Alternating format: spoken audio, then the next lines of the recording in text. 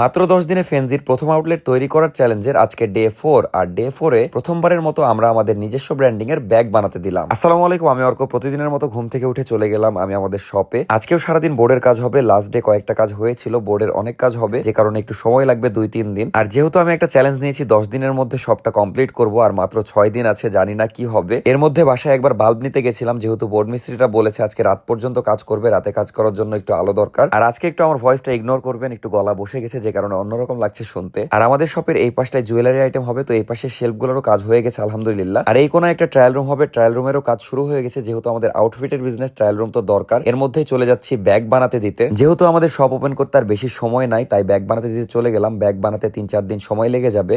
আর bag বানানোর পিছনে অনেক ইতিহাস আছে, মানে অনেক রিসার্চ করেছি, অনেক জায়গায় খোঁজ নিয়েছি, তারপর একটা ভালো জায়গার খোঁজ পেয়েছি, এখানেই বানাতে দিব। আর সবচেয়ে ভালো বিষয়, ব্যাগের ফ্যাক্টরিটা আমাদের রাজশাহীর ভিতরে। আমি কয়েকটা স্যাম্পলও নিয়ে এসেছিলাম, এর মধ্যে ইনশাল্লাহ একটা ফাইনাল করব। আর আমাদের 2টা ব্যাগ দরকার, যেহেতু আমাদের জুয়েলারি আইটেমও থাকবে, একটা বড় ব্যাগ, একটা ছোট ব্যাগ। আর এই হলো আমার তালহা বন্ধু, যে আমাদের ব্যাগের ডিজাইন করেছে, আমাদের যাবতীয় সব ডিজাইন এই করে। আর ডে 4-এ আমরা আমাদের ওয়েবসাইটের জন্য শুট করছিলাম, অনেক রাত পর্যন্ত শুট করা হয়েছে। আর এই ড্রপ শোল্ডার গুলো কিন্তু আমাদের ফেনজিতে আপনারা পেয়ে যাবেন খুব কম দামের মধ্যে।